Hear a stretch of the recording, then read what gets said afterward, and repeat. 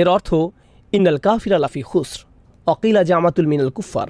বলা হচ্ছে এখানে কাফিরদের একটি গ্রুপকে বোঝানো হচ্ছে। অহমুল গনি আল মুগিরা, আল আস বিন ওয়াইল, ওয়াল আসওয়াদ বিন আব্দুল মুত্তালিব। অন্যরা বলছেন না, এটা হচ্ছে রাসূল সাল্লাল্লাহু আলাইহি সাল্লামের জীবদ্দশায় কাফিরদের একটি বিশেষ গ্রুপ, যেমন ওয়ালিদ বিন মুগিরা, আস ইবনে ওয়াইল, আসওয়াদ বিন আব্দুল মুত্তালিব লাআনাহুমুল্লাহ, যাদের এককভাবে এই সূরায় বোঝানো হয়েছে। তবে শাওকানি রাহিমাহুল্লাহ বলেন এই দুইটি অর্থের মধ্যে প্রথম অর্থটি গ্রহণযোগ্য। স্বাভাবিকভাবে কাফির বোঝানোই এখানে উদ্দেশ্য।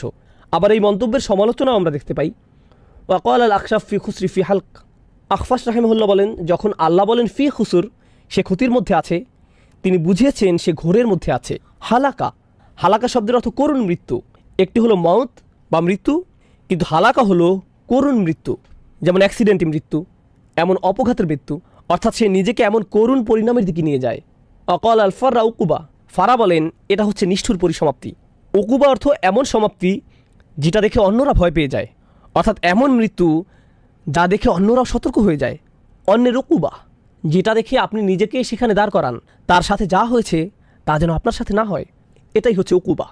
এরপর ইবনে জাইদ রাহিমাহুল্লাহ বলেন লাফিসার, লাফি খুসির দিয়ে এখানে লাফিসার বোঝানো হয়েছে, মানে সে শয়তানিতে ডুবে আছে, কেননা মানুষ শয়তানি কাজের মাধ্যমে মূলত চূড়ান্ত ক্ষতির মধ্যে পড়ে যায়। আর সাকিত রাহিমাহুল্লাহর মন্তব্য দেখি। আর সাকিত রাহিমাহুল্লাহ বলেন আল ইনসান শব্দটি এক বচনের হলেও এটা দিয়ে স্বাভাবিকভাবে পুরো মানব জাতিকে বোঝানো হয়েছে। এরপর আমরা ইমাম ইবনে তাইমিয়া রাহিমাহুল্লাহর খুবই মূল্যবান একটা মন্তব্য দেখতে পাই। এমনকি এটা এতই শক্তিশালী যে এটা মুফতি মোহাম্মদ শফি তার উর্দু তফসির মারিফুল কোরআনে উল্লেখ করেছেন। এটা বাংলাতে অনুদিত হয়েছে, তবে এর অনুবাদটি খুবই উচ্চমানের হয়নি। আপনারা যারা উর্দু পড়তে পারেন চেষ্টা করবেন উর্দুতে পড়তে, কিন্তু যারা উর্দু জানেন না তারা অন্তত এর অনুবাদটি পড়তে পারেন। ইবনে তাইমিয়া রাহিমাহুল্লাহর এই মন্তব্যে এমন কি আছে যে আমি আপনাদের এভাবে পড়তে বলছি। তিনি বলেছেন মানুষ দুটো বিষয়ের কারণে দিনের সত্যতা স্বীকার করতে চায় না। দুটি বিষয়ের কারণে মানুষ নিজেদের বাঁচাতে পারে না। তাহলে কয়টি বিষয় আছে যাতে আপনি নিজেকে বাঁচাতে পারেন না? দুইটি বিষয়।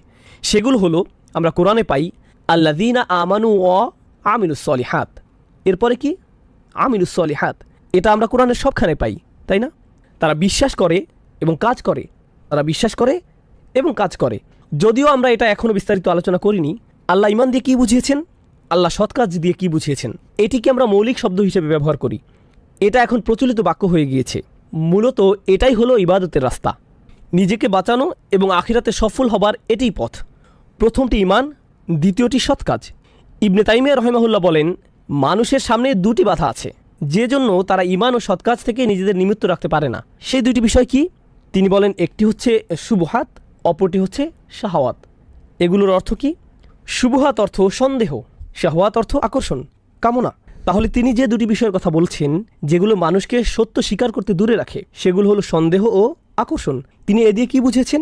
দেখুন, আপনি যখন কাউকে এই দিনের দাওয়াত দেন, আপনি মূলত তাদের অনেক কিছু ছাড় দেওয়ার কথা বলছেন। সত্যি আপনি তাদের অনেক কিছু ছেড়ে দেওয়ার কথা বলছেন, অনেক কিছু ছাড় দেওয়ার কথা বলছেন। কলেজে আমার একজন বন্ধু ছিল, বিশাল দেহি, ফুটবল খেলতে ভালোবাসতো, আর আমরা ইসলাম নিয়ে সবসময় আলোচনা করতাম। তো একদিন আমি বললাম, ভাই তুমি কেন ইসলাম কবুল করছো না? সে বলল, আমি মদটা ছাড়তে পারবো না বন্ধু, আমি সত্যি এটা পারবো না। এটা সত্যিই বেশ মজার। তার বাধাটা কোথায়? সে কিন্তু দ্বিধায় নেই, সন্দেহ তার বাধা নয়, সে এটাকে সত্য বলে মেনে নিয়েছে, আকর্ষণ তার জন্য বাধা। অন্যরা হয়তো বলবে আমি পার্টি করা বাদ দিতে পারবো না, আমি মেয়েদের সঙ্গ বাদ দিতে পারবো না, আমি নেশা করা বাদ দিতে পারবো না, আমি এটা বাদ দিতে পারবো না, সেটা বাদ দিতে পারবো না। এগুলো সবই আকর্ষণ। একদিকে আমরা পাই যারা বলে এটা সত্য, কিন্তু নিষিদ্ধ জিনিসের প্রতি টান আমার এতই বেশি যে আমি এটা বাদ দিতে পারবো না, এটা একটা সমস্যা। অন্যদিকে আরও সমস্যা আছে। এমন অনেকে আছে যারা আসলেই এর সত্যতার ব্যাপারে সন্দিহান, তুমি কিভাবে জানলে যে তোমার ধর্মই একমাত্র সঠিক? আরও অনেক ধর্ম আছে, সেগুলো কি ভুল? সেই সব মানুষ কোথায় যাবে? তারা সবাই জাহান্নামে যাবে, এটাই তোমাদের বিশ্বাস? এটা আমি মানতে পারলাম না, আমি খুব বেশি চিন্তিত নই। কিভাবে এটা একমাত্র সঠিক পথ? আচ্ছা, যদি এটাই একমাত্র সঠিক পথ হয়ে থাকে, তাহলে কেন সবাই এটা মানছে না? এই ধরনের নানা প্রশ্ন তার মাথায় ঘুরতে থাকে। এভাবে তারা কিসের মধ্যে পড়ে যায়? সন্দেহে। এটাই হলো মানুষের সন্দেহের বাধা। এই দুইটির যে কোনো একটি অবশ্যই আপনাকে দিন থেকে দূরে রাখছে, এই দুইটির একটি। আর এখানে বলে রাখি, বেশিরভাগ মানুষের সমস্যা কিন্তু সন্দেহের নয়, বেশিরভাগ মানুষের সমস্যা হলো আকর্ষণ। এরপর তারা যখন আকর্ষণে পড়ে যায়, তখন শয়তান তাদের কাছে এসে নতুন ভাইরাস ছড়িয়ে দেয়, সেটা হলো সন্দেহ। তাই যখন আপনি তাদের দিনের দাওয়াত দেন, তারা বলে আমি সন্দেহে আছি, কিন্তু আসল সমস্যা তাদের সন্দেহে না, আসল সমস্যা কোথায়? আকর্ষণে। অন্যভাবে বললে একটা হলো সাইকোলজিক্যাল সমস্যা, অপরটা হলো ইন্টেলেকচুয়াল সমস্যা। আপনি একে আত্মার সমস্যা বলতে পারেন, অন্তরের ব্যাধি, এটাই হলো আকর্ষণ। অন্যদিকে বুদ্ধিবৃত্তিক সমস্যা, মনের সমস্যা, এটা হচ্ছে সন্দেহ। বেশিরভাগ মানুষ বুদ্ধিবৃত্তিক সন্দেহের কারণ দেখায়, আসলে এটা সত্যি নয়, এটা আসলে বাইরের ঢাকনা, এটা খোলস। আসল সমস্যা হচ্ছে তাদের অন্তরে আকর্ষণ আছে, আর এই আকর্ষণ তারা ছাড়তে পারছে না। আর এটা তারা না ছাড়তে পেরে তারা সব ধরনের বুদ্ধিভিত্তিক বাহানা দেয়। এমনকি আপনি যখন তাদের সব প্রশ্নের জবাব দেন, এতে সত্য উন্মোচিত হয়ে পড়ে, তারা না পেরে বলে আমি পরিবর্তিত হতে চাই না, আমি এটা ছাড়তে চাই না। তারা এতটাই আটকে যায় যে তারা এখন এখান থেকে বের হতে পারে না। এখন কেন আমি এই মন্তব্যটিতে গুরুত্ব দিচ্ছি? দেখুন, সূরার শেষে আল্লাহ বলছেন ইল্লাল্লাযীনা আমানু ওয়া আমিলুস সলিহাত, কিন্তু তিনি এখানে আরও দুটি বিষয়ের উল্লেখ করেছেন, ওয়াতাওয়াসাউ বিল হক ওয়াতাওয়াসাউ বিস সবর। ইবনে তাইমিয়া রাহিমাহুল্লাহ বলেন, ওয়াতাওয়াসাউ বিল হক, সত্য কোন জিনিসকে ধ্বংস করে? সন্দেহ। সত্যে সন্দেহের বিরুদ্ধে একটি অস্ত্র। তাহলে ওয়াতাওয়াসাউ বিল হক একটি বাধা দূর করে। তাহলে অন্য বাধাটি কি? শাহওয়াত, আকর্ষণ, কামনা। সেই আকর্ষণগুলির বিরুদ্ধে যুদ্ধ করার জন্য কেবল সত্য জানাই যথেষ্ট নয়। আর কি থাকতে হবে? সেগুলোর প্রতি ঝুঁকে না পড়ার সামর্থ্য, নিজেকে আটকানো, নিজেকে নিয়ন্ত্রণ করার ক্ষমতা। এটা কোথা থেকে আসবে? ওয়াতাওয়াসাউ বিস-সবর। দেখেছেন, এই দুইটি বাধা যেগুলো মানুষকে ঈমান ও সৎ কাজ থেকে দূরে রাখে, সেগুলো এখানে ওয়াতাওয়াসাউ বিল হক ওয়াতাওয়াসাউ বিস-সবর কত সুন্দরভাবে ফুটে উঠেছে। এই মন্তব্যটি আমাদের জন্য খুব বেশি গুরুত্বপূর্ণ মনে হয়েছে আমার কাছে। এখন আমরা আরও কিছু মন্তব্য পড়ব। আমি আমার নোট থেকে আপনাদের এটা বলবো যাতে আমি কিছু মিস করে না ফেলে, ইনশাআল্লাহ তাআলা। প্রথম মন্তব্যটি কেবল এই আয়াতটি নিয়ে। দেখুন, এই দুইটি আয়াতে আল্লাহ সুবহানাহু ওয়া তাআলা খুবই কঠিন একটি বাস্তবতা তুলে ধরেছেন। এর মধ্যে একটি হলো, মানুষ তাদের নিজেদের সমস্যা নিয়ে নিজেদের আচ্ছন্ন করে রেখেছে। আল্লাহ বলেছেন মানুষ ক্ষতির মধ্যে আছে, তাই না? ক্ষতির কথা মাথায় আসলেই আমরা ভাবি জাহান্নামের আগুন বা বিচারের দিন ইত্যাদি ইত্যাদি।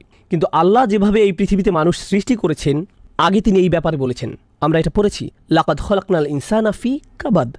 আমি মানুষকে দুঃখ কষ্টের মধ্যে সৃষ্টি করেছি। এমনকি কাফিররাও প্রচুর পরিশ্রম করে। তারা সপ্তাহে 40 ঘন্টা 50 ঘন্টা কাজ করে কোনো রকম জীবনযাপনের জন্য, কিছু উপার্জন করার জন্য। তাদের অবস্থাও এমনই। এটা কারোর জন্যই খুব সহজ নয়। এই পৃথিবীতে অনেক অমুসলিমও ঠিকমতো খেতে পায় না, তাদের সন্তানরা না খেয়ে থাকে, তারা নানা ধরনের শোষণের শিকার হয়। এটা এমন নয় যে সব কাফিরদের জন্যই দুনিয়াটা জান্নাত, তারা দুনিয়াবী দিক থেকেও ক্ষতির মধ্যে আছে, তারা অনেক ধরনের সমস্যা আছে। কিন্তু আসল ব্যাপার কি জানেন? মানুষ যখন পুরোপুরি নিজেদের সমস্যায় নিজেদেরকে আচ্ছন্ন করে রাখে, তারা শুধুই নিজেদের কথা ভাবে, তখন তারা বৃহৎ ছবিতে নিজেদের দেখতে পায় না। তারা দেখতে পায় না যে তাদের এই সমস্যাটি আসল সমস্যার তুলনায় কোনো সমস্যাই নয়। আপনার মনে হয় এটা কোনো সমস্যা? এর চেয়ে অনেক বড় সমস্যা সামনে পড়ে আছে। অতএব তারা মনে করে এই দুনিয়ায় ক্ষতির মধ্যে আছে, কিন্তু ভালোভাবে অনুধাবন করলে যে বিশাল সমস্যা সামনে আসছে তার তুলনায় এটা কিছুই নয়। এই ব্যাপারটি আমরা প্রথমত নোট করব। এরপরে কি হয়? যখন আপনার নিজের ঈমান নেই, যখন আপনার সেই চাবি নেই, জানিয়ে আমরা পরবর্তী আয়াতে কথা বলবো, আপনার সেটাকে আরও বড় মনে হবে। আপনার মনে হচ্ছে আপনার একটা বড় সমস্যা আছে। আমি মাঝে মাঝে এই আয়াতটি স্মরণ করি। আমরা মানুষেরা খুব দুর্বল। আমরা এভাবে ভাবি। আমি যখন মেরিল্যান্ডে থাকতাম, একবার আমাদের বাড়ির বেসমেন্টে বন্যা হয়েছিল। আমরা ভাবলাম, ও আল্লাহ, বাড়ির সামনে পুরো ভিজে গিয়েছে, এই সেই ইত্যাদি। আলহামদুলিল্লাহ টেক্সাসের বাড়িগুলো বেসমেন্ট নেই, এটা সুন্দর। এরপরে আমার এক ভাইকে কল দিলাম আমাদের সাহায্য করার জন্য। আমাদের খুবই খারাপ লাগছিল। আমার বাচ্চারা উপরতলায় ছিল, বাসার ইলেকট্রনিক্সের জিনিসপত্র আছে। তো সেই ভাই আসলেন। ভাইটি চমৎকার, আলহামদুলিল্লাহ। তিনি সম্ভবত সোমালিয়ান ছিলেন, খুবই কাজের মানুষ। তিনি একটা ইসলামিক স্কুল ও একটি মসজিদের দেখাশোনা করতেন। তিনি বললেন, ভাই আপনাকে দেখে খুব চিন্তিত মনে হচ্ছে। আমি বললাম, হ্যাঁ ভাই, আমি একটু চিন্তিত বোধ করছি। তিনি বললেন, পানি নিয়ে ভাববেন না, আপনি চাইলেও পানির সাথে যুদ্ধ করতে পারবেন না। এটা ফেরাউনকেও মেরে ফেলেছিল। আর আমি তার সাথে আড্ডা দিতে শুরু করেছিলাম। তিনি আমাকে তার জীবনের গল্প শোনালেন। সুবহানাল্লাহ, সুবহানাল্লাহ। তার বয়স ছিল তখন মাত্র 5 বছর, যখন তার গ্রামে শত্রু আক্রমণ করেছিল। আর তিনি একটা খড়ের গাদার পেছনে একটা গাধার আড়ালে লুকিয়েছিলেন। তিনি সেই বাচ্চা বয়সে বাড়ি থেকে বেরিয়েছেন। তার পুরো পরিবারকে হত্যা করা হয়েছে। তিনি ছিলেন তার পরিবারের একমাত্র বেঁচে যাওয়া সদস্য। মাত্র 5 বছর বয়স থেকে তিনি একাই বেঁচে আছেন। তিনি একাই প্রায় আফ্রিকার অর্ধেকটা ঘুরে বেরিয়েছেন। তিনি ইথিওপিয়ায় গিয়েছেন, সেখান থেকে খালিজে পৌঁছেছেন। তিনি একজন আলেমের সাথে কাজ শুরু করেন, কিছুটা ব্যবসা বাণিজ্য শেখেন, নিজে একজন ইঞ্জিনিয়ার হয়ে ওঠেন। অসাধারণ গল্প। আর যখন আমি তার গল্প শুনলাম, আমার মনে হলো, ভাই, আমার কোনো সমস্যাই নেই। আপনি আপনার নিজের সমস্যায় ডুবে থাকেন, আপনার সেটাকে অনেক বড় মনে হয়। এটা হলো মানুষের জন্য আরেকটি ক্ষতি। মানুষ নিজেদের সমস্যার দিকে তাকালে বুঝতে পারবে না সে যে সমস্যায় আছে তা অন্যদের সমস্যার তুলনায় কিছুই না। তার মধ্যে আল্লাহর প্রতি কৃতজ্ঞতা বোধ কাজ করবে না। আর যখন এমনটি হবে, মানুষ যখন প্রচণ্ডভাবে নিজেদের নিয়ে ব্যস্ত হয়ে পড়ে, তারা তাদের নিজেদের সমস্যা নিয়ে ব্যস্ত হয়ে পড়ে, তারা 3টি জিনিসের শিক্ষা থেকে বিমুখ হয়ে পড়ে। 3টি জিনিসের প্রতি আমি এখানে আলোকপাত করব। এর প্রথমটি হলো আল্লাহর সৃষ্টি থেকে পাওয়া শিক্ষা। তারা আল্লাহর সৃষ্টিগুলোকে চিহ্ন হিসেবে দেখে না, যা মানুষের জীবনের আসল উদ্দেশ্যের প্রতি স্মরণ করিয়ে দেয়। আপনার জীবনের আসল সমস্যাগুলো কি? টাকা পয়সার সমস্যা কোনো সমস্যাই না, স্বাস্থ্যগত সমস্যা কোনো সমস্যাই না। ঈমানের সমস্যা আসলে অনেক বড় সমস্যা। তুলনা করতে চাইলে এটা অন্যান্য সমস্যার তুলনায় কোনো সমস্যাই না। আপনার হয়তো সামাজিক সমস্যা আছে, এটা কিছুই না। চাকরির সমস্যা কোনো সমস্যাই না, আমি শয়তানি করে বেড়াচ্ছি, নিজেকে বাঁচানোর জন্য আমাকে অবশ্যই ভালো কাজ করতে হবে। তুলনা করলে এটা অন্য সমস্যাগুলোর তুলনায় অনেক বড় সমস্যা। আর আল্লাহর আয়াত দেখে, আল্লাহর সৃষ্টি দেখে স্বাভাবিকভাবেই আপনার স্রষ্টার কথা মনে হতে হবে। আপনার মধ্যে কৃতজ্ঞতা বোধ জন্মাবে আর আপনার জীবনের উদ্দেশ্যে স্মরণে আসবে।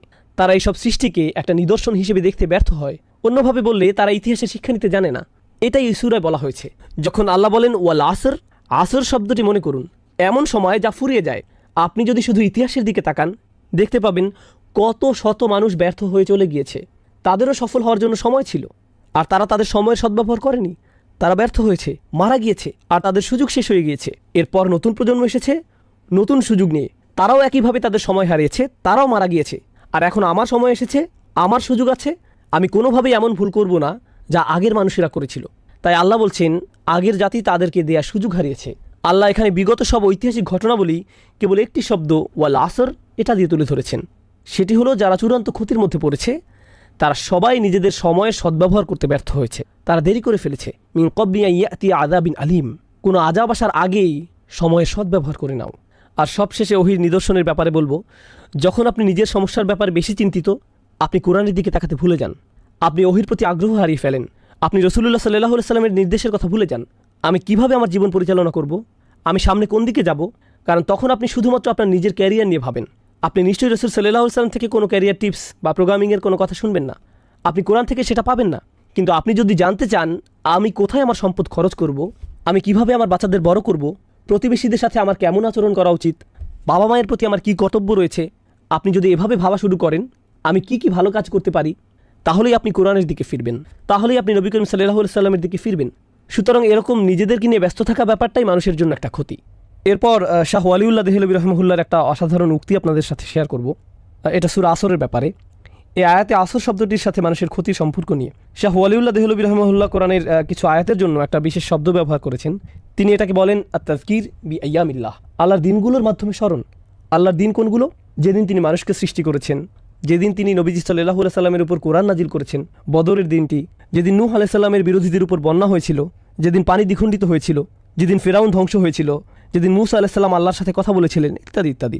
এগুলো হলো মানব ইতিহাসের অনন্য কিছু দিন, আর আল্লাহ এই দিনগুলোকে কোরআনে উল্লেখ করেছেন, তাই না? নিশ্চয়ই ভবিষ্যতে এমন আরও অসাধারণ কিছু হতে যাচ্ছে। বিচারের দিন, যেদিন বিশ্বাসীরা তাদের স্রষ্টাকে দেখতে পাবে। এগুলো হলো সময়ের মধ্যে কিছু গুরুত্বপূর্ণ সময়। আর ওয়াল আসর বলার মাধ্যমে এবং সেই সতর্কবাণী থেকে বাঁচার উপায় হলো আমরা যদি শুধু সেই দিনগুলো স্মরণ করি, আর সেগুলোই আমাদের নিজেদের বাঁচানোর জন্য যথেষ্ট হবে, সব কিছু ঠিক রাখার জন্য যথেষ্ট হবে। এটাই ছিল শাহ ওয়ালিউল্লাহ দেহলভী রহমাহুল্লাহর মন্তব্য।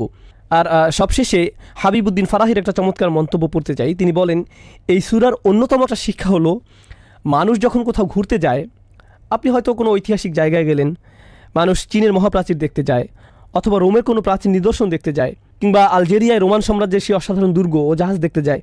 মানুষ এগুলো দেখতে যায়, সেখানে গিয়ে তারা হাসি মুখে এগুলোর সাথে ছবি তোলে। কিন্তু এইসব নিদর্শন আসলে কিসের চিহ্ন? এগুলো ধ্বংস হওয়া জাতির চিহ্ন। কোনো কবর হলো একজন মানুষের মৃত্যুর চিহ্ন, কিন্তু সেই স্মৃতিচিহ্নগুলো একটি জাতির মৃত্যুর চিহ্ন। চিন্তা করে দেখুন, এগুলো হলো একটি পুরো জাতির কবর। সুতরাং আপনি যখন এগুলো দেখতে যান, আপনার স্মরণ করা উচিত কিভাবে এই লোকগুলো তাদের সময়কে কাজে লাগায়নি, আর তাদের সময় চলে গিয়েছে। তারা নিজেদের যত বড় শক্তিশালী ভাবুক না কেন, সময় হলো এমন শত্রু যাকে আপনি হারাতে পারবেন না।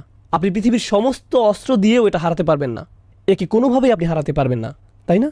আর বিশ্বের এই সকল পরাশক্তি যারা ভাবে কে আমাকে ঠেকাতে পারবে, এমনকি আল্লাহ বিচারের দিনে তাদের বলবেন তোমরাই কি তারা নও যারা গর্ব করতো, মা লাকুম মিন জাওয়ান আলাম তাকুনু আকসামতুম মিনকুম, তোমরাই তো তারা যারা আগে প্রায়ই বলতে যে তোমাদের কোনো ধ্বংস আসবে না, আমরাই হব নাম্বার ওয়ান, কেউ আমাদের হারাতে পারবে না। আসলে সময় তোমাদের হারিয়ে দিয়েছে। তিনি বলেন প্রাচীন নিদর্শন দেখতে গেলেও সূরা আসরের কথা স্মরণ হওয়া উচিত। অতএব কেউ যদি কোনো ঐতিহাসিক জায়গায় ভ্রমণে যায়, তাহলে সে যেন বলে ওয়াল আসর ইন্নাল ইনসানা লাফি খুসর। বুঝতে পারছেন? সুবহানাল্লাহ। এটা ছিল এই ব্যাপারে সর্বশেষ মন্তব্য। এখন আমরা ক্ষতি নিয়ে কিছু ব্যাপারে জানবো। আসলে বেশিরভাগই ইতিমধ্যে আলোচনা করা হয়েছে, কিন্তু এই পৃথিবীতে মানুষের দুর্ভোগ নিয়ে আমি একটু আলোচনা করতে চাই। আমরা ক্ষুধার্তদের কষ্ট, শোষিতদের দুর্ভোগ, দিন মজুররা কতটা কষ্ট করে তা নিয়ে আলোচনা করছি। আমরা মানুষেরা অন্য প্রাণীদের তুলনায় বেশি কষ্ট করি। চিন্তা করে দেখুন, শারীরিক কষ্টের বাইরেও আমাদের মানসিক কষ্ট আছে। কোনো সিংহ তার নাতি নাতনি নিয়ে ভাবে না, তার সেই বোধ নেই, সে এটা নিয়ে ভাবে না। পাখিরা তাদের অন্যান্য আত্মীয়স্বজন নিয়ে ভাবে না, তারা তাদের বাচ্চাদের নিয়ে কিছুদিন ভাবে, এরপর তারা তাদের মতো চলে। শুনে মনে হচ্ছে যে এটা আধুনিক সোসাইটির মতোই, তাই না? সাধারণভাবে যখন আপনার বাচ্চা কষ্ট পায়, আপনিও কষ্ট পান, তাই না? হয়তো আপনার বাচ্চার চেয়েও বেশি, এমনকি মানসিক কষ্ট মাঝে মাঝে শারীরিক কষ্টের চেয়েও বেশি হয়। আপনি হয়তো ভাবছেন, আর এগুলো হলো গরিব দুঃখীদের কষ্ট, ধনীদের ব্যাপারটি কেমন? তারা কি সুখী জীবন কাটায়? আসলে মোটেই তা নয়। বিশ্বের ধনী দেশগুলোতে আত্মহত্যার হার সবচেয়ে বেশি, এমনকি আমেরিকাতেও দেশের সবচেয়ে ধনী অঞ্চলগুলোতে আত্মহত্যার হার বেশি। যে দরিদ্র কৃষক হয়তো দিনে 2 বেলা ঠিকমতো খেতে পায় না, রাতে শান্তির ঘুম দেয়, কিন্তু যার কোটি কোটি টাকা আছে, তার হয়তো 6টা বেডরুম আছে, যেখান থেকে সে বাছাই করবে কোথায় সে ঘুমাবে, সে রাতে ঘুমাতে পারে না, তার অ্যান্টি ডিপ্রেশনের ওষুধ খেতে হয়, সে মানসিকভাবে মরে যাচ্ছে। অতএব সবাই কোনো না কোনো ক্ষতির মধ্যে আছে, সবাই কোনো না কোনো সমস্যায় আছে, প্রত্যেকেরই আছে। আর আল্লাহ আজ্জা জাল্লা এই সূরায় কেবলমাত্র চূড়ান্ত ক্ষতির থেকে বাঁচার ভরসা দেননি, যা হলো আখিরাত। আখিরাত হলো চূড়ান্ত ক্ষতি, জাহান্নামের আগুন, আল্লাহর সামনে দাঁড়িয়ে আপনার নিজের কাজের বর্ণনা দেয়া, সেটাই হলো চূড়ান্ত ক্ষতি। বরং তিনি এই দুনিয়ায় কিভাবে ক্ষতি থেকে বাঁচা যায় সেটাও বলে দিয়েছেন, কিভাবে ডিপ্রেশন থেকে বাঁচা যায়, কিভাবে অস্বস্তি থেকে বাঁচা যায়, কিভাবে ভয় শোষণ থেকে বাঁচা যায়। তিনি আমাদেরকে এই সব কিছুর সমাধান দিয়েছেন এই আয়াতে, ইল্লাল্লাযীনা আমানু ওয়া আমিলুস সলিহাত। আমরা যখন এই সমাধানটি ভালোভাবে বোঝার চেষ্টা করব, এটা শুধু আখিরাতের সমাধান নয়, এটা দুনিয়ারও সমাধান। কারণ দিন শেষে মানুষের চরম ক্ষতি আখিরাতে হলেও দুনিয়াতে অনেক ক্ষতি হয়ে থাকে, এখানেও ক্ষতি হয়। আর আল্লাহ তাআলা এই অনন্য সূরাটিতে দুটি সমাধানই একসাথে দিয়েছেন। আল্লাহ তাআলা বলেন, ইয়া আইয়ুহাল ইনসান ইন্নাকা কাদিহুন ইলা রাব্বিকা কাদহান ফামুলাকিহ। অসাধারণ আয়াত। ওহে ভুলমনা মানুষ, তুমি ধীরে ধীরে এগিয়ে যাচ্ছ, তুমি ক্রমশই এগিয়ে যাচ্ছ। তুমি এটা পছন্দ করো বা না করো, তুমি ক্রমশই আল্লাহর দিকে এগিয়ে যাচ্ছ, আর তুমি অবশ্যই তার সাথে সাক্ষাৎ করবে। তুমি যাই ভাবো না কেন, তুমি এর কোনো প্রস্তুতি নিয়েছো বা নাওনি, তুমি গুরুত্ব দাও বা না দাও, তুমি এটা শুনতে চাও কিংবা না চাও, প্রতি মুহূর্তেই তুমি তার সাথে দেখা করার দিকে এক ধাপ করে এগিয়ে যাচ্ছ। প্রতিটি দিন পার হচ্ছে আর তুমি তার সাথে দেখা করার জন্য একটু একটু করে এগিয়ে যাচ্ছ। তুমি পাপের মধ্যে তোমার জীবন কাটাতে পারো, পার্টি করে তোমার সময় কাটাতে পারো, যেন কোনো আগামীকাল নেই। আসলে আগামীকাল বলে কিছু আছে এবং সেটা আসছে, আর তখন তুমি তার সাথে দেখা করবে। অতএব এটাই হলো সেই অসাধারণ শিক্ষা যা এই সূরায় অন্তর্নিহিত আছে। এখন আমি আপনাদের এই দুইটিকে একত্রিত করে বলবো।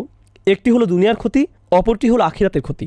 এই দুনিয়া হয়তো কেউ বলবে, ভাই আমার যদি একটা ভালো চাকরি থাকতো, আমার যদি গাড়ি থাকতো, আমি যদি এই মেয়েটিকে বিয়ে করতে পারতাম, আমার যদি এটা থাকতো, আমার যদি সেটা থাকতো, আমার যদি এই সমস্যা না থাকতো, আমার যদি সেই সমস্যা না থাকতো। আর আখিরাতে কি হবে? ইয়া লাইতানি কুনতু তুরাবা। হায় আমি যদি ময়লা হতাম। আপনি কি অবস্থাটা বুঝতে পারছেন? সুবহানাল্লাহ। আপনি কি মনে করেন এই দুনিয়ার সমস্যাগুলো অনেক বড়? বিশাল বড় সমস্যা আসছে। সুবহানাল্লাহ। আপনি যদি মানুষের এই ক্ষতি অনুধাবন করতে পারেন, তাহলে আপনি ইন্নাল ইনসানা লাফি খুসর এটা অনুধাবন করতে পারবেন। এখন আমরা এই সূরার শেষ আয়াতটি পড়ব ইনশাআল্লাহ তাআলা। মনে রাখবেন এই সব কিছু আসলে একটি বাক্য। এই পুরো সূরাটি আল আসর ইন্নাল ইনসানা লাফি খুসর ইল্লাল্লাযীনা আমানু ওয়া আমিলুস সলিহাত ওয়া তাওয়াসাউ বিল হক ওয়া তাওয়াসাউ বিস সবর। ভাষাগতভাবে এটি আসলে একটি বিবরণ, একটি আলোচনা, এগুলো বিচ্ছিন্ন নয়। আমরা এতক্ষণ যে ব্যতিক্রমী গুণগুলো নিয়ে আলোচনা করেছি, এমন মানুষ সবসময় সংখ্যায় কম হয়, আর এই ব্যতিক্রমী গুণগুলো যাদের মধ্যে থাকে না, এরা সবসময় সংখ্যায় বেশি থাকে। অন্যভাবে বললে যারা ক্ষতির মধ্যে আছে এরাই সংখ্যায় বেশি, আর যারা সফল মানুষ তাদের সংখ্যা কম। সমাজের আরেকটা ব্যাপার আমাদের জানা প্রয়োজন। আসলে এভাবেই পৃথিবী চলে। বেশিরভাগ মানুষ ভালো মন্দ নির্ধারণ করে, বেশিরভাগ মানুষ সমাজের গতি প্রকৃতি ঠিক করে, বেশিরভাগ সমাজের আদর্শ রূপ নির্ধারণ করে। মনোবিজ্ঞান স্বাভাবিক আচরণকে কীভাবে ব্যাখ্যা করা হয় জানেন? স্বাভাবিক আচরণ তাকে বলা হয় যা সবাই করে, আর অস্বাভাবিক আচরণ বলা হয় তাকে যা অন্যরা করে না। অন্যভাবে বললে, সবাই একদিকে গাড়ি চালাচ্ছে আর আপনি অন্যদিকে গাড়ি চালাচ্ছেন, আপনি ভুল করছেন। অস্বাভাবিক আচরণ। ধর্মীয়ভাবে বিষয়টি মোটেও এমন নয়। আপনি এমন একটি সমাজে থাকেন যেখানে সবাই কিছু কাজ একভাবে করে। আপনি হয়তো চাকরিতে গেলেন, সেখানে সবাই কিছু কাজ করে, কিন্তু আপনি মুসলিম হলে আপনি সেই কাজগুলো করতে পারবেন না। তাহলে এবার ভাবুন তারা আপনাকে কীভাবে নেবে? শুধু মুসলিম নয়, বরং অদ্ভুত, অস্বাভাবিক। আপনি মিশতে পারছেন না। এই লোকটি একটু কেমন যেন, রুমের কোনায় গিয়ে লোকটি কী করছে? সে এইসব খাবার খাচ্ছে না কেন? কি মজাদার খাবার এগুলো। সে চলে গেল, সে কেন পার্টিতে আসলো না? সে কেন সেই মেয়েটিকে এড়িয়ে গেল? সে কেন এরকম করে? তারা এটা বুঝতে পারে না, তারা মনে করে এটা অদ্ভুত। আর বলে রাখি, যখন আপনাকে প্রতিনিয়ত অদ্ভুত হিসেবে দেখা হয়, আপনার উপরে এর প্রভাব পড়ে। আমি তো অদ্ভুত হয়ে থাকতে চাই না, আমি চাই না আমাকে এভাবে দেখা হোক। তখন কি হয় ভাবতে পারেন? যদিও বেশিরভাগ মানুষই ক্ষতির মধ্যে আছে, আপনিই ছিলেন সফলতার মধ্যে, তারা আপনাকে বুঝিয়ে ফেলে যে আপনি আসলে ক্ষতির মধ্যে জীবনযাপন করছেন, আপনার আসলে বাকিদের মতো হওয়া উচিত। তারা আপনাকে মানসিকভাবে বুঝিয়ে দেয়, ভাই এভাবে থাকাটা কঠিন হয়ে যাচ্ছে, তুমি এভাবে থাকতে পারবে না। এখানে সবাই যার যার জীবন উপভোগ করছে, আমি কেন এই অদ্ভুত জীবনযাপন করছি? তাহলে সমস্যাটা শুধু ঈমান আনাতেই সীমাবদ্ধ নয়, বেশিরভাগ মানুষই ক্ষতির মধ্যে আছে, এটাও আমাদের জানা প্রয়োজন। কারণ বেশিরভাগ মানুষের একটা শক্তি আছে। আমার শিক্ষক মাঝে মধ্যে স্রোতের অনুকূলে সাঁতার কাটার একটা উদাহরণ দিতেন। সকল মাছ একদিকে যাচ্ছে, অপরদিকে একটা বা দুইটা মাছ স্রোতের প্রতিকূলে যাওয়ার চেষ্টা করছে। স্বাভাবিকভাবেই যে কেউ দেখলে এটাকে পাগলামি বলবে, আরে ভাই অনুকূলে যাও, সবাই একদিকে যাচ্ছে, তুমি কেন অন্যদিকে যাচ্ছ? এটা কঠিন, এটা কঠিন থেকে কঠিনতর হতে থাকবে, এটা বাড়তেই থাকবে। সুবহানাল্লাহ। এটাই হলো এই সমাজে মানুষের উদ্ধার। পুরো সমাজের মানসিক ক্ষতির দিকে যাত্রা করছে। আর আমাদের দায়িত্বটা খুবই গুরুত্ববহ, কারণ আপনি যদি এমন একটি সমাজে থাকেন যেখানে ইসলাম যেভাবে চর্চা করা উচিত সেভাবে চর্চা করা হয়, যদি এমন হয়, বলে রাখি যা বিশ্বের বেশিরভাগ জায়গাতেই হয় না, এমন কাল্পনিক চিন্তা করবেন না যে আমি একটা মুসলিম দেশে যাব, সেটা খুব সুন্দর হবে। বাস্তবতায় আসুন, মুসলিম দেশগুলোতে কি হয় আমাদের জানা উচিত। যদি এমন হয়, আর ইনশাআল্লাহ তাআলা এমনটাই হবে, আল্লাহ আমাদের দিনকে প্রতিষ্ঠিত করবেন। আপনি যদি এমন কোনো সমাজে বাস করতেন, তখন আল্লাহর আনুগত্য করাটা সহজ হতো, কারণ সমাজের বেশিরভাগ মানুষ এটা করত। তখন কেবল আপনি করতে পারতেন তাই নয়, এটা করাটা আপনার জন্য সহজ হতো। কিন্তু এই সমাজে আল্লাহর আনুগত্য করাটা অপেক্ষাকৃত কঠিন, কারণ বেশিরভাগ মানুষ আল্লাহর নাফরমানি করছে। সমাজ আল্লাহর অবাধ্যতায় লিপ্ত। এমনকি হয়তো এটা শুধু সমাজেই নয়, হয়তো এটা আপনার পরিবারের ক্ষেত্রেও সত্য। আপনার পরিবারের বেশিরভাগ মানুষ হয়তো ক্ষতির দিকে এগিয়ে যাচ্ছে, আর আপনি নিজেকে সেখান থেকে বাঁচাতে চাইছেন। তারা হয়তো বলবে, তুমি কেন দিন দিন একটা অপদার্থে পরিণত হচ্ছ। উল্টো হয় তারাই আপনাকে ব্যর্থ বলবে। কিছুটা হাস্যকর, কারণ আসলে তারাই ব্যর্থতার দিকে যাত্রা করছে। সুবহানাল্লাহ। এটা একটা অসামান্য চিত্র যার প্রতি আমাদের নজর দেওয়া উচিত, যা এই আয়াতে ব্যতিক্রম হিসেবে তুলে ধরা হয়েছে। ইল্লাল্লাযীনা আমানু ওয়া আমিলুস সলিহাত ওয়া তাওয়াসাউ বিল হক ওয়া তাওয়াসাউ বিস সবর। এই ব্যাপারে প্রথমেই যা বলবো তা হলো, যখন আল্লাহ মানুষের কোনো ক্ষতির কথা বলেন সেখানে একবচন ব্যবহার করা হয়, আল ইনসান। যদিও শুরুতে সব মানুষ নিয়ে আলোচনা করা হয়েছে, আমরা এর আগে দায়িত্বের ব্যাপ্তি নিয়ে আলোচনা করেছি, সেখানেও একবচন ব্যবহৃত হয়েছে। এর অর্থ কি জানেন? দিন শেষে আপনি ভাবতে পারেন আপনি সমাজের অনুসরণ করছেন, আপনি সমাজের অনেককে আপনার সাথে পাবেন, আপনার পরিবার আপনার সাথে আছে, আপনার গোত্র আপনার সাথে আছে, আপনার দেশ আপনার সাথে আছে, কিন্তু যখন আপনার কোনো ভুলের ক্ষতিপূরণ দিতে হবে, কেউই আপনার সাথে থাকবে না। আপনি নিজেই এর ক্ষতিপূরণ দিবেন। মানুষ সমাজ অনুসরণ করে, কিন্তু যখন সময় আসবে, ওয়াতাকাত্তাআত বিহিমুল আসবাব, সকল সুসম্পর্ক শেষ হয়ে যাবে। কিন্তু ব্যতিক্রমের কথা যদি ভাবেন, কিন্তু আল্লাহ বলেননি ইল্লাল্লাযীনা আমানা ওয়া আমিলা সলিহা ওয়া আমিলা সলিহা ওয়া তাওয়াসাউ বিল হক ওয়া তাওয়াসাউ বিস সবর। না, তিনি এখানে একবচন ব্যবহার করেননি, তিনি এখানে বহুবচন ব্যবহার করেছেন। এখানে বহুবচন ব্যবহার করেছেন। তাহলে আমাদের অবশ্যই একবচন থেকে বহুবচনের পার্থক্য বুঝতে হবে। আমরা এ থেকে যা বুঝতে পারি তা হলো, এই সামান্য কিছু মানুষ যারা সমাজের আর 10 জনের মতো নয়, তারা স্রোতের প্রতিকূলে চলে। তাদের বাঁচার একমাত্র উপায় হলো তাদেরকে একত্রিত হতে হবে, একসাথে মিলতে হবে। তারা আলাদা হতে পারবে না। এটা এমন পাতার মতো যা গাছ থেকে বিচ্ছিন্ন হলে মরে যায়। তাদেরকে অবশ্যই উম্মার সাথে একত্রিত হতে হবে। উম্মার একতা, বিশ্বাসীদের এর সাথে লেগে থাকে আমাদের বাঁচার উপায়, যা এই আয়াতে ফুটে উঠেছে। কারণ এখানে বহুবচন ব্যবহৃত হয়েছে। ঈমান এমন কোনো বিষয় নয় যা আপনি একা একা ধরে রাখতে পারবেন। ঈমান ভালো মানুষের সাহচর্যে উন্নত হয়, মনে করিয়ে দেওয়ার মাধ্যমে, কোনো উপদেশের মাধ্যমে, জামাতে নামাজ আদায় করার মাধ্যমে এটা উন্নত হয়। এগুলো সবই ঈমান তাজা করে, কারণ এগুলো আমরা একসাথে করি, এগুলো সবাই মিলে করি। তাই আমিলু এখানে শব্দটি খুবই চমৎকার।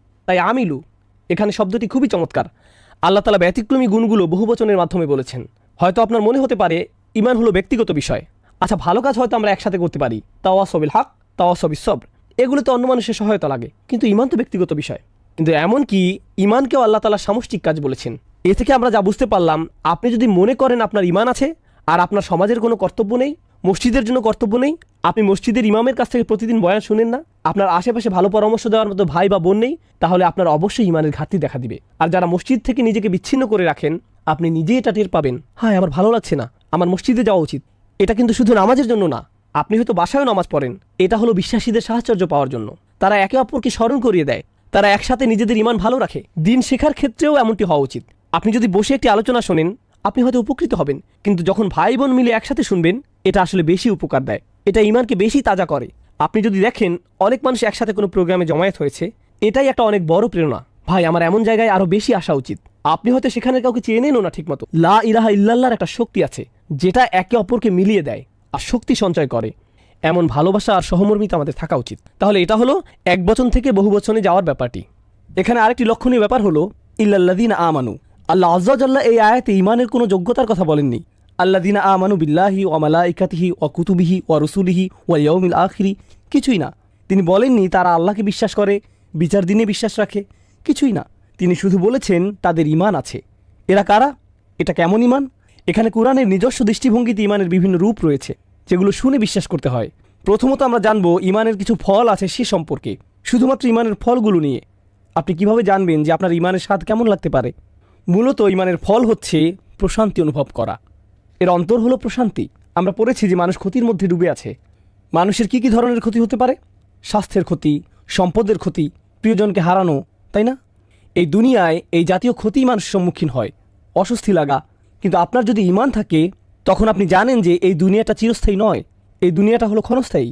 আর আল্লাহ তাআলা আখিরাতে যা রেখেছেন তার তুলনায় এই দুনিয়াটা কিছুই না। মাতাউদ দুনিয়া ফিল আখিরাতি ইল্লা কলিল, না আসলে হায়াতুদ দুনিয়া, এটা হবে মাতাউল হায়াতুদ দুনিয়া ফিল আখিরাতি ইল্লা কলিল। এটা সূরা তাওবায় আছে। তিনি বলেন এই দুনিয়ায় কি এমন আছে আখিরাতের তুলনায় এর কার্যকারিতা কতটুকু, খুবই সামান্য। আপনি যদি সত্যি সত্যি এটা বিশ্বাস করেন, আপনার যদি এতে ঈমান থাকে, আপনার যদি ফামা উতিতুম মিন শাইইন ফামাতাউল হায়াতুদ দুনিয়া এতে ঈমান থাকে, আপনাকে যাই দেয়া হোক না কেন সেটা দুনিয়াবি জিনিস। এই আয়াতটিতে আল্লাহ বলেন তোমার যা আছে, না তোমাকে যা দেয়া হয়েছে, ফামা উতিতুম তোমাকে যা দেয়া হয়েছে। আপনাকে যখন কোনো কিছু দেয়া হয় যা আসলে আপনার নিজের নয়, এটা আসলে যে আপনাকে এটা দিয়েছে তার। সুতরাং যখন এটা আপনার কাছ থেকে নিয়ে নেওয়া হয়, আপনি বলেন আসলে এটা তো আমার শুরু থেকেই ছিল না, কারণ তিনি আমাকে এটা দিয়েছিলেন, তার এটা নিয়ে নেওয়ার অধিকার আছে। যখন এটা আপনার নিজের আর সেটা হারিয়ে ফেলেন, আপনি বলেন ভাই আমি বিশ্বাস করতে পারছি না যে আমি আমার টাকা হারিয়ে ফেলেছি, আমার বাড়ি, আমার গাড়ি, আমার বাচ্চা, আমার স্ত্রী। কিন্তু যদি আপনি অনুধাবন করতে পারেন এই সবই আপনাকে দেয়া হয়েছিল, এগুলো সবই আপনাকে দেয়া নেয়ামত, যখন এগুলো আপনার কাছ থেকে নিয়ে নেওয়া হয়, এমনকি যখন আমাদেরকেই নিয়ে নেওয়া হয়, আমরা কি বলি? আমরা বলি ইন্না লিল্লাহি ওয়া ইন্না ইলাইহি রাজিউন। নিশ্চয়ই আমরা আল্লাহর। আমরা কিভাবে নিজেদের বলে দাবি করি, যেখানে আমরা নিজেরাই আল্লাহর, আমরা নিজেরাই তার কাছে ফিরে যাব? বিশ্বাসীদের মনোভাব পরিবর্তিত হয়। আমি আপনাদের ইমানের কেবল ছোট একটি দিক তুলে ধরেছি, কারণ আমরা বলেছি ইমানের বেশ কয়েকটি দিক আছে, হয়তো সামনে আমরা সেগুলো নিয়ে আলোচনা করব, কিন্তু অন্তত ইমানের ফলগুলো নিয়ে আমি আলোচনা করতে চাই। প্রথম ফল হচ্ছে প্রশান্তি। আপনি আপনার স্ত্রীর সাথে প্রশান্তি অনুভব করেন, আপনি গরিব হন বা ধনী, আপনি অসুস্থ হন বা স্বাস্থ্যবান, আপনি তরুণ হন বা বয়স্ক, আপনার যদি ঈমান থাকে আপনার প্রশান্তি থাকবে। আপনি নিজের সাথে প্রশান্তি অনুভব করবেন, আপনি আল্লাহর সাথে প্রশান্তি অনুভব করবেন। আর বলে রাখি, বেশিরভাগ মানুষই এটা উপভোগ করে না, বেশিরভাগ মানুষই শান্তিতে নেই, এরা শান্তি খুঁজে বেড়ায়। আপনি কি মনে করেন যে মানুষ কেন একটা মুভি দেখা শেষ করে সাথে সাথে আরেকটা নিয়ে বসে? তারা প্রশান্তি পেতে চায়, আনন্দ, মজা, তাদের অন্তরটা একটু শান্তি পেতে চায়। কেন তারা একটা গাড়ি কিনে আরেকটার পেছনে ছোটে, একটা বাড়ি কিনে আরেকটার পেছনে ছোটে? আমরা এমন কেন করি? কারণ আমাদের অন্তর শান্ত নয়। কিন্তু আল্লাহ বলেন আলা বিযিকরিল্লাহি তাতমাইন্নাল কুলুব, আল্লাহর স্মরণের মাধ্যমেই অন্তরগুলো প্রশান্ত হয়, শান্ত হয়।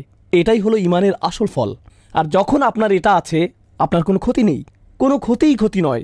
আরেকটি বাস্তব জীবনের উদাহরণ দিচ্ছি, এরপর আমরা সামনে আগাবো ইনশাআল্লাহ তাআলা। যে ঘটনাটি বলছি এটা আমার একটা বন্ধুর ঘটনা। সে নিউ অরলিন্সে থাকে। আমার এই বন্ধুটির বড় একটা গাড়ির ব্যবসা ছিল, তার দোকানে বেশ দামি গাড়ি ছিল। সে মুসলিম পরিবারের। তার এই সকল গাড়ির জন্য সে নগদ টাকা নিত, ব্যাংকের ঝামেলা সে পড়তে চায়নি। জার্মান গাড়ি, দামি জাপানি গাড়ি। তার দোকানটা পাম গাছে ঘেরা খুব সুন্দর একটা জায়গায় ছিল। প্রতি মাসে সে লক্ষ লক্ষ টাকার গাড়ি বিক্রি করত। ব্যবসা ভালোই চলছিল। এরপর ক্যাটরিনা ঝড় আসলো, ঝড়ে পুরো ব্যবসা পানিতে তলিয়ে গেল। একটা মাত্র গাড়ি বেঁচেছিল, সম্ভবত LS 400, উন্নত লেক্সাস। আমি যখন তার ও তার বাবার সাথে দেখা করতে গেলাম, সে তখন সেই লেক্সাসে করে পিজা ডেলিভারি করছিল। এটাই ছিল তার চাকরি। এখন আপনি ভাবুন সে কোথায় থেকে কোথায় গেল, কেমন ধরনের জীবনযাপন, কেমন ধরনের আর্থিক লেনদেন থেকে কেমন ধরনের জীবনে সে প্রবেশ করলো, যেখানে সে পিজা ডেলিভারি করে, একটা পিজা রেস্টুরেন্টে কাজ করে, কিন্তু তার মুখে বড় একটা হাসি ছিল। আমি তার দিকে তাকালাম। ভাই, মানুষ এই ধরনের ব্যবসায়িক ক্ষতির মুখে পড়লে মানুষের ঠিকমতো খাওয়া দাওয়া হয় না, তারা আত্মহত্যা করে, তারা মাটিতে লুটিয়ে পড়ে, তারা এটা একেবারেই নিতে পারে না, তারা এটা নিতেই পারে না। কিন্তু এটা কিসের হাসি? সে বলল, যখন ব্যবসা ভালো চলছিল আমাদের মসজিদে যাওয়ার সময়টুকু ছিল না, আমি আমার বউকে ঠিকমতো দেখতাম না, বাচ্চাদের সাথে দেখা হতো না। এখন সুবহানাল্লাহ, আমরা প্রতি ওয়াক্তের নামাজ মসজিদে পড়ি, থাকার জন্য মাথার উপর ছাদ আছে, প্লেটে খাবার আছে, আমরা কেন অখুশি হব? আমাদের কৃতজ্ঞ হওয়া উচিত। সুবহানাল্লাহ, ঈমান থাকলে এটা কোনো ক্ষতিই না, এই ধরনের ক্ষতিও কোনো ক্ষতি না। কিন্তু আপনার যদি ঈমান না থাকে তাহলে এটা একটা ক্ষতি। এরপর আপনি পড়ে যাবেন, আপনি বাঁচতে চাইবেন না। মানুষ আত্মহত্যা করতে চায় কারণ সে এই মেয়েকে বিয়ে করতে চায়, কিন্তু সে তো অন্য একজনকে বিয়ে করেছে। এরপর সে ব্রিজ থেকে লাফ দেয়। সত্যিকারের ঘটনা, 90-এর দশকে নিউ ইয়র্কে ঘটেছিল। এক মেয়েকে বিয়ে করতে চেয়েছিল, সে অন্য একজনকে বিয়ে করে, ফলে সে ব্রুকলিন ব্রিজ থেকে লাফ দিয়ে আত্মহত্যা করে, নিজেকে শেষ করে দেয়। খুবই দুঃখজনক ঘটনা। কখন এমনটি ঘটে? যখন আপনি আল্লাহ ছাড়া অন্য কিছুকে প্রাধান্য দেন। আর আল্লাহকে প্রাধান্য দিলে আপনার অন্তরে প্রশান্তি আসবে। আর এটা ততক্ষণ আসবে না যতক্ষণ আপনার ঈমান নেই। এটা ক্ষতি থেকে বাঁচিয়ে দিবে। ইল্লাল্লাযীনা আমানু, এটাই প্রথম বিষয়। এরপর আল্লাহ বলেন ওয়া আমিলুস সলিহাত। আমি যেভাবে আমার নোটটি সাজিয়েছি, আমি প্রথমে কঠিন শব্দগুলো নিয়ে বলবো আর সাথে কিছু মন্তব্য যোগ করব। এরপর পুরো আয়াতে প্রকাশ করব এবং শিক্ষাগুলো নিয়ে আলোচনা করব। তবে শুরুতে আমরা এর শব্দগুলো নিয়ে আলোচনা করি। ওয়া আমিলু, আমল শব্দটি আরবিতে ফেইলের সমার্থক। একটি হলো আমল, অপরটি হলো ফেল। আমল হলো সচেতনভাবে করা কোনো কাজ, কিন্তু ফেইল অসচেতনভাবে করা কোনো কাজ। উদাহরণস্বরূপ, আমি এখন শ্বাস নিচ্ছি, এটা আমল নয়, ফেল। আমি হাঁটছি, এটা ফেল হতে পারে, কারণ আমি প্রতি কদমে এটা নিয়ে ভাবছি না। আপনি হাঁটতে গেলে বলেন না, হে সামনে আগাই, আপনি এটা করেন না। এটা বলতে গেলে অসচেতনভাবেই করা কাজ। যখন আপনি চোখ খোলেন সেটা কোনো আমল নয়, সেটা ফেল। কিন্তু যখন আপনি কারোর সাথে কথা বলেন, যখন আপনি কাজে যান, যখন আপনি গাড়ি চালান, যখন আপনি প্রয়োজনীয় জিনিসপত্র কেনেন, এগুলো সবই আমল, কারণ এগুলো সবই সজ্ঞানে সচেতনভাবে করা কাজ। আপনি এটা নিয়ে ভেবেছেন, তারপর করেছেন। সুতরাং এখানে আল্লাহ আজ্জা ওয়া জাল্লা আমাদের বুঝিয়েছেন আমাদের প্রত্যেকটি কাজের জন্য জবাব দিতে হবে, যা আমরা সচেতনভাবে করি, কারণ এগুলোই হলো আমাদের আচরণ। বলে রাখি, আমাদের দিনে সবার প্রতি অনুগ্রহ করা হয়েছে। এমন অনেক মানুষ আছেন যাদের নিজেদের সচেতনতার উপর কোনো নিয়ন্ত্রণ নেই, তারা নিজেদের বিবেচনা বোধ হারিয়ে ফেলেন, তাদের বিভিন্ন মানসিক সমস্যা থাকে। আমাদের দিনে তারা হলেন গায়রে মুকাল্লাফ, তাদেরকে তাদের আচরণের জন্য জবাব দিতে হবে না। কিন্তু আমল শব্দ দিয়ে সচেতনভাবে করা কাজ বোঝায়। আর এরপর এসেছে আমিলুস সলিহাত। সলিহাত শব্দটি মূলত একটি বিশেষণ। এটি সালাহা শব্দ থেকে এসেছে, যেটার অর্থ হলো মিলিয়ে দেয়া বা সংশোধন করা। এটা খুবই শক্তিশালী একটা শব্দ। এইটা দিয়ে দুইটা জিনিস বোঝায়।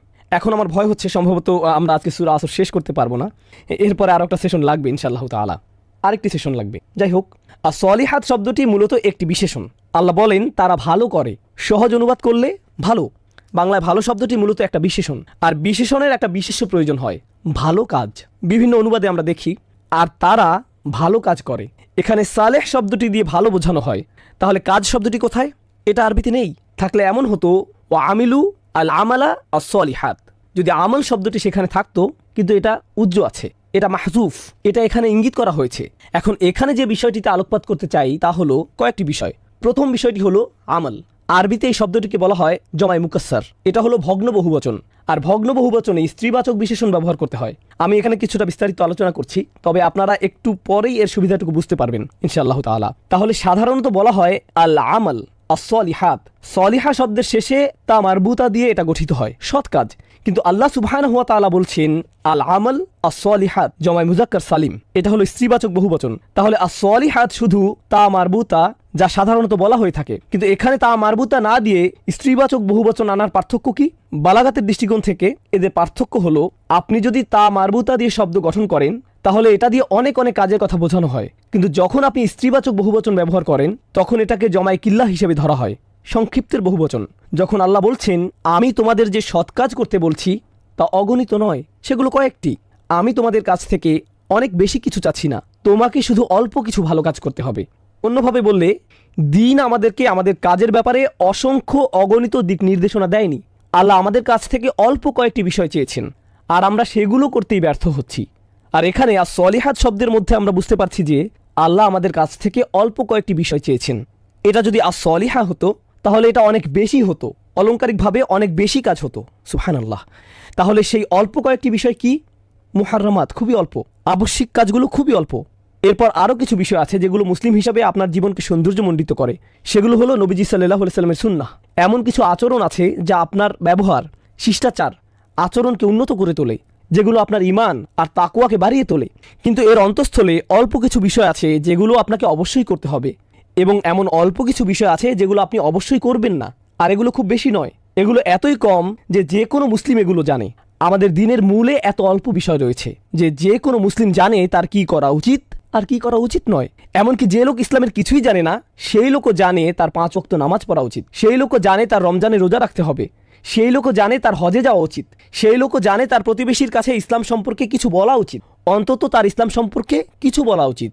সে হয়তো একটা সিডি দেয় বা একটা কার্ড দেয়, এই সাধারণ বিষয়গুলো সবাই জানে। এমনকি আপনি যদি একাডেমিক শব্দ নাও জানেন, এগুলো খুবই অল্প কয়েকটি। এটা হলো প্রথম বিষয় যা আমি এখানে উল্লেখ করতে চাই। তো সলিহাত নিয়ে দ্বিতীয় বিষয়টি হলো, আরবিতে আমরা বলি এই শব্দটিতে নুজুম ও তাআদ্দি রয়েছে। বাংলা এটা দিয়ে বোঝানো হয়, আমি এখানে কিছু কঠিন শব্দ বলবো, তবে আমি আপনাদের জন্য এটা সহজ করে বোঝাবো। এই শব্দটি একই সাথে সকর্মক এবং অকর্মক ক্রিয়া। সলিহাত শব্দটি দিয়ে এখানে সকর্মক বোঝানো হতে পারে, যা আরবিতে বলা হয় তাআদ্দি বা মুতাআদ্দি, এবং অকর্মক বা লাজিম বা অনির্দিষ্ট লুজুম। এর মানে কি? এটা বোঝার সুবিধা হলো সলিহাত দিয়ে কোনো কাজের বর্ণনা বোঝানো হতে পারে। সালেহ মানে হলো যা সংশোধন করে, তাহলে এগুলো হলো সংশোধিত কাজ। এগুলো সবই সংশোধিত ভালো কাজ, এমন কাজ যা মূলত ভালো এবং এর ফলাফলও ভালো, তখন এটা হবে লাজিম। কিন্তু যখন এটা মুতাআদ্দি, এর অর্থ কি হবে জানেন? যে এটা করে সে ভালো, অর্থাৎ এগুলো এমন কাজ যারা এটা করবে তারা ভালো। অন্যভাবে বললে এখানে সলিহাত দিয়ে কোনো কাজের বর্ণনা হতে পারে অথবা কোনো লোকের বর্ণনাও হতে পারে যে ভালো।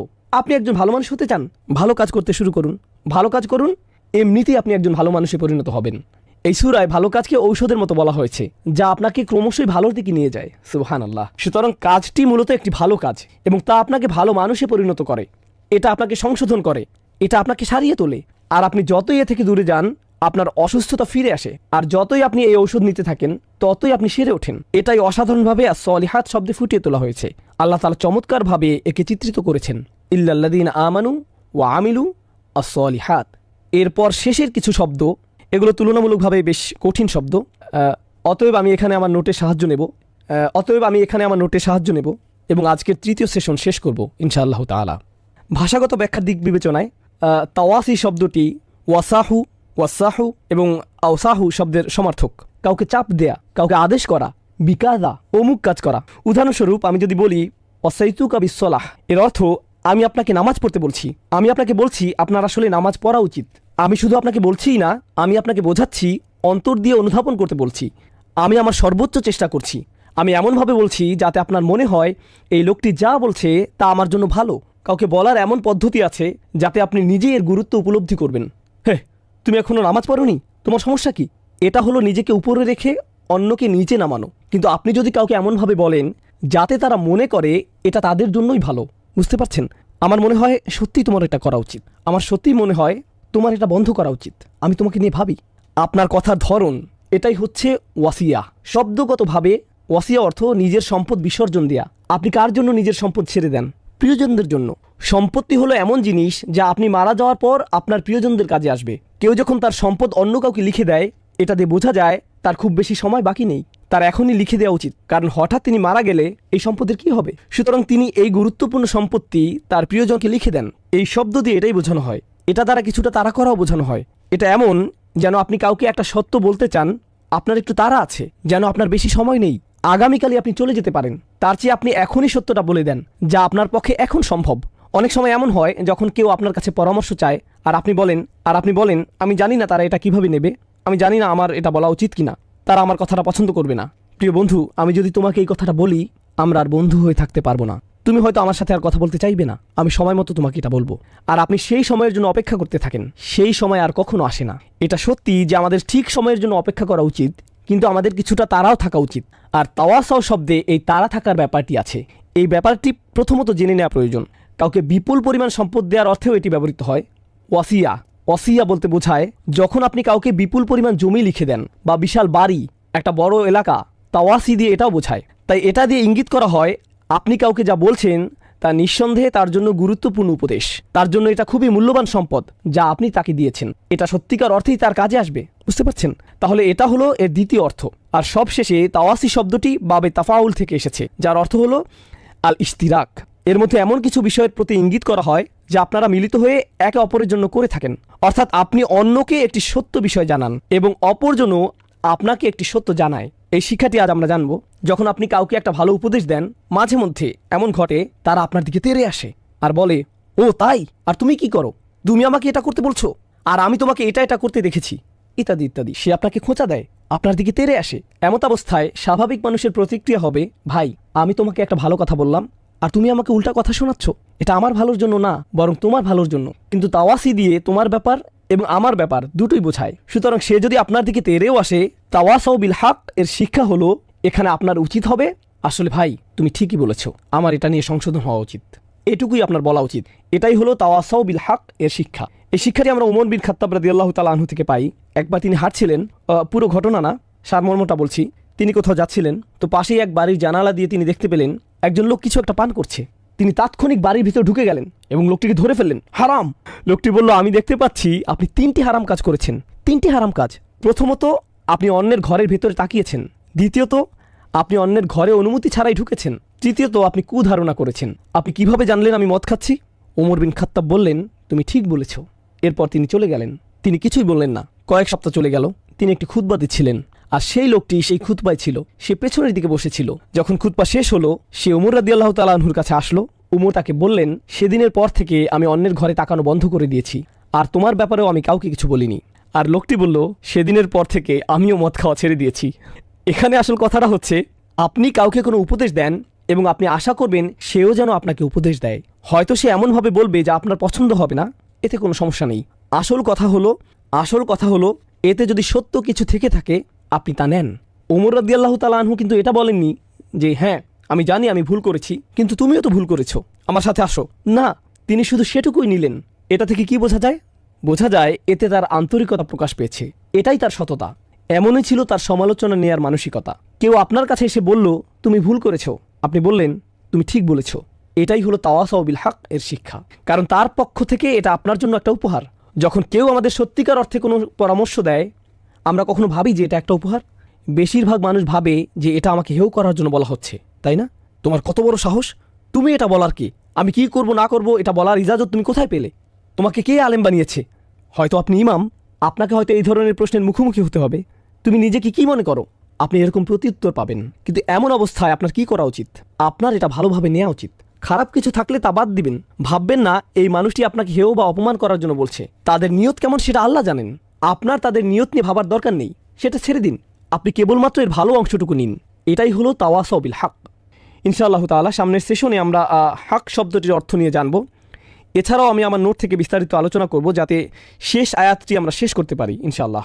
শেষ আয়াতটির ব্যাপারে বলতে গেলে শাওকানি রাহিমাহুল্লাহর সারমর্ম হলো আই জামউ বাইনাল ঈমান বিল্লাহ ওয়াল আমাল বিসসালিহ ফাইন্নাহু ফি রাবহিন লাফি খুসর। এমন মানুষেরা ঈমান এবং ভালো কাজের মাধ্যমে একত্রিত হয়। এই বিষয়টি তাফসিরে বারংবার এসেছে। ঈমান এবং ভালো কাজ একটির পরে আরেকটি আবশ্যিকভাবে ঘটবে। আপনি যদি ভালো কাজ করেন আপনার ঈমান বৃদ্ধি পাবে। আপনার যদি ঈমান থাকে আপনি ভালো কাজ না করে থাকতে পারবেন না। আপনার কেমন ধরনের ঈমান আছে যা আপনাকে কোনো ভালো কাজের দিকে নিয়ে যায় না? এটা অসম্ভব। আর এমন কোনো ভালো কাজ নেই যাতে আপনার ঈমান বৃদ্ধি পায় না। বুঝতে পারছেন? এই দুইটি এভাবেই একে অপরের সাথে সম্পর্কযুক্ত। অতএব যদি কেউ এই দুইটি করতে পারে ফাইন্নাহুম ফি রিব, তারা অবশ্যই লাভ করবে, তাদের কোনো ক্ষতি হবে না। যদি কেউ ঈমান এবং ভালো কাজের মধ্যে সমন্বয় ঘটাতে পারে তাদের কোনো ক্ষতি হবে না। যদি কেউ ঈমান এবং ভালো কাজের মধ্যে সমন্বয় ঘটাতে পারে। দুর্ভাগ্যবশত অনেক মুসলিমই মনে করেন তাদের ঈমান তথা তাদের ইসলাম অনেক সুন্দর, তারা জান্নাতের জন্য অপেক্ষা করে, কারণ তারা লা ইলাহা ইল্লাল্লাহ মুহাম্মাদুর রাসূলুল্লাহ পড়েছে। ধর্মতাত্ত্বিক ঐতিহাসিকভাবে কোনো ধরনের বিতর্কগুলো না জেনেই এই মাযহাবে ঈমান ও আমল নিয়ে এটা বলা হয়েছে বা অন্য মাযহাবে ভিন্ন কথা এসেছে, এ ধরনের কোনো বিতর্কে না গিয়েই মনোবিজ্ঞানের দৃষ্টিভঙ্গি থেকে বললে মানুষ মূলত কোথাও আশ্রয় চায়। যেমন খ্রিস্টানদের কাছে একটা আশ্রয় আছে। আমি ইতোমধ্যে ঈশ্বরের নাম নিয়েছি, আমি এটা উচ্চারণ করেছি, আমি বলেছি যে যিশুকে ভালোবাসি, এখন আমি যা ইচ্ছা তাই করব। হয়তো মাদক ব্যবসা করব, এতে আর কোনো সমস্যা নেই, আমি বেঁচে যাব। আমাদের মুসলিম সমাজেও এই একই মানসিকতা রয়েছে। যখন কেউ বলে আমি একজন মুসলিম, হ্যাঁ আমি হয়তো কিছু ভুল কাজ করি, আমি হয়তো অনেক হারাম কাজ করি, কিন্তু ভাই আমার তো টিকিট কাটা হয়েই গেছে। আমি একবার বলেছি লা ইলাহা ইল্লাল্লাহ, আমি তো পড়েছি মুহাম্মাদুর রাসূলুল্লাহ সাল্লাল্লাহু আলাইহি সাল্লাম, এটাই যথেষ্ট, আমার আর কোনো চিন্তা নেই, কারণ আমার ঈমান আনা হয়ে গিয়েছে। এই সূরায় আমরা স্পষ্ট দেখতে পাচ্ছি ইল্লাল্লাযীনা আমানু যথেষ্ট নয়, ও আমিলুস সলিহাত ওয়া তাওয়াসাউ বিল হক ওয়া তাওয়াসাউ বিস সবর। যখন আপনি পুরো 4টি কাজ করবেন তখনই আপনি মুক্ত হবেন, তার আগ পর্যন্ত আপনি মুক্ত নন। এ থেকে আমরা আরও একটা বিষয় বুঝতে পারলাম, তা হলো যদি আপনার মনে হয় আপনার ঈমান আছে আর এসবের কিছুই আপনি করছেন না, তাহলে সম্ভবত আপনার ঈমান নেই। হয়তো আপনি ভাবছেন যে আপনার ঈমান আছে, কিন্তু আসলে নেই। বেদুইনরাও ভাবতো তাদের ঈমান আছে। ক্বালাতিল আরাবু আমান্না, সূরা হুজরাতে এসেছে। তারা বলতো আমাদের ঈমান আছে। আল্লাহ বলেন কুল লাম তুমিনু, না তোমাদের এখনো ঈমান নেই। ওয়ালাকিন কুলু আসলামনা, তোমাদের কেবলমাত্র ইসলাম আছে। ওয়ালাম্মা ইয়াদখুলুল ঈমানু ফি কুলুবিকুম, ঈমান এখনো তোমাদের হৃদয়ে প্রবেশ করেনি। এর প্রমাণ কি?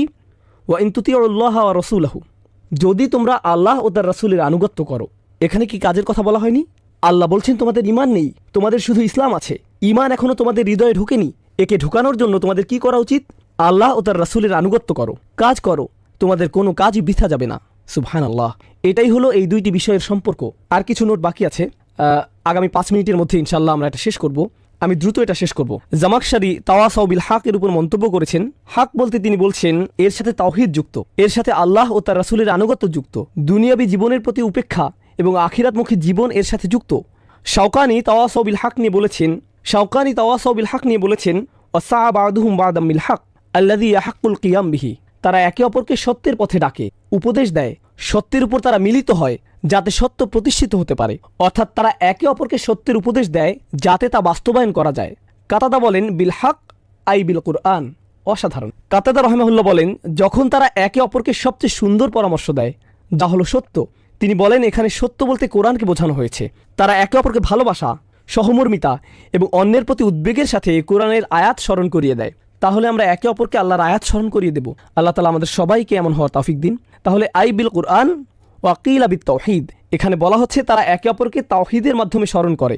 বেশিরভাগ মানুষ একে প্রথম অর্থে নিয়েছেন, অর্থাৎ যে কোনো সত্য, যে কোনো ভালো কাজ যা বাঁচার জন্য প্রতিষ্ঠিত হওয়া প্রয়োজন। ইবনে কাসির রাহিমাহুল্লাহ বলেন, আল্লাযীনা আমানু বিকুলুবিহিম, যারা সত্যিকার অর্থে এই অন্তর থেকে বিশ্বাস করে, ও আমিলুস সলিহাতি বিজাওয়ারিহিম, আর তারা তাদের প্রতিটি অঙ্গ দিয়ে ভালো কাজ করে। অর্থাৎ যখন তারা অন্তরকে সমর্পণ করলো, তাদের পুরো শরীরও ভালো কাজের প্রতি সমর্পণ করলো। ওয়াতাওয়াসাউ বিল হক ওয়া হুয়া আদাত তাআত, এবং তারা একে অপরের সাথে সত্যের উপর মিলিত হয় এবং সকল আনুগত্যের কাজ করে। অতারকুল মুহাররামাত, এবং যে সকল হারাম কাজ আছে তা থেকে দূরে থাকে। ওয়াতাওয়াসাউ বিস-সবর আই আলাল মাসাইল ওয়াল আকবার, তারা একে অপরকে কঠিন সাধনার পরামর্শ দেয়। অর্থাৎ সকল ধরনের বাধা বিপত্তি, সব ধরনের পরিস্থিতিতে তারা তাদের অধ্যবসায়, তাদের সবর বজায় রাখে। এমনকি ভালো কাজের প্রতি আদেশ এবং খারাপ কাজের প্রতি নিষেধ করার কারণে তারা যদি নির্যাতনের শিকার হয়, অর্থাৎ যখন আপনি ভালো কাজের প্রতি আদেশ দিবেন এবং খারাপ কাজ থেকে দূরে থাকতে বলবেন, তখন আপনাকে এর ফল ভোগ করতে হবে। আপনি সমস্যায় পড়বেন, আপনি হয়তো নির্যাতনের শিকারও হবেন, আর সেই সময় একে অপরকে সবর করার কথা বলবেন। ইয়া তাবিরু তাওয়াসাউ বিল হক মিনাল খাস বা'দাল আম, অন্যরা তাওয়াসাউ বিল হক নিয়ে বলেছেন, এখানে শাওকিতি রাহিমাহুল্লাহ বলছেন এটা সাধারণের বাইরে একটি বিশেষ কাজ। তিনি এখানে বলতে চেয়েছেন যে আমিলুস সলিহা, তারা ভালো কাজ করে এবং একে অপরকে ভালো কাজের কথা বলাও একটি ভালো কাজ, এবং একে অপরকে ভালো কাজের কথা বলাও একটা ভালো কাজ। তাহলে অনেক ভালো কাজের কথা বলে আলাদাভাবে একটি ভালো কাজের কথা কেন? এটা হলো আল খাস বা'দাল আম, এটা হলো একটি বিশেষ ভালো কাজ যা সাধারণের বাইরে আলাদাভাবে বলা হয়েছে, তাই এটি বিশেষ গুরুত্বপূর্ণ, বা একে হয়তো সহজেই ভুলে যাওয়া যায়। এটাই তিনি বলতে চেয়েছেন, লিআন্নাহু দাখিল ফি আমালিস সলিহাত, কারণ এটা সাধারণ ভালো কাজের অন্তর্ভুক্ত। জামাখশারি তাওয়াসাউ বিস-সবর নিয়ে বলেছেন, আল্লাহ তার বান্দাকে যা দিয়ে পরীক্ষা করেন তার প্রতি সবর করা এবং খারাপ কাজের প্রলোভনে না পড়া।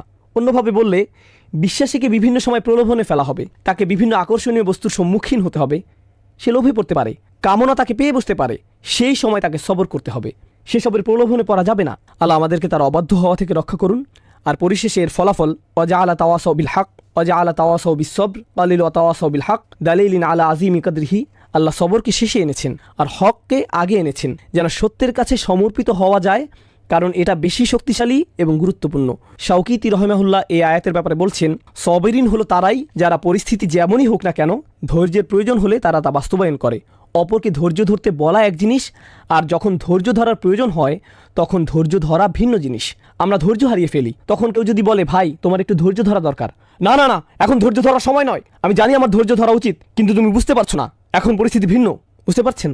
যখনই আপনার ধৈর্য ধরার দরকার হয়, যখনই আপনার ধৈর্য ধরার প্রয়োজন হয়, তখনই আপনি বলেন এটা একটা বিশেষ পরিস্থিতি, তাই না? এই লোকের আসলে সবর নেই। যখনই তাকে সবরের কথা বলা হয়, সে বলে, আমি জানি আমার এটা করা উচিত, কিন্তু এখনকার পরিস্থিতি ভিন্ন, আমি জানি আমার করা উচিত, কিন্তু এই মুহূর্তে না।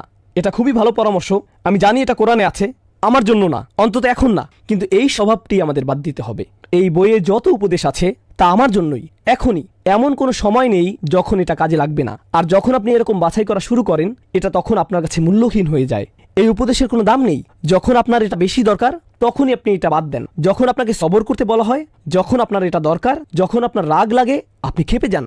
যখন আপনি আল্লাহর অবাধ্য হন, তখনই তো এর প্রয়োজন। যখন আপনি অনেক ভালো মানুষের মধ্যে থাকেন, আমার ধৈর্য ধরা উচিত, হ্যাঁ আমি ধৈর্য ধরলাম, এতে কোনো লাভ হবে না, এতে তেমন লাভ হবে না। যাই হোক, আমরা আজকে শেষ করব ইনশাআল্লাহ তাআলা। সামনের সেশনে আমরা আরো ভালোভাবে দেখব কোরআনে এই চারটি বিষয় কিভাবে একটি অপরটির সাথে যুক্ত।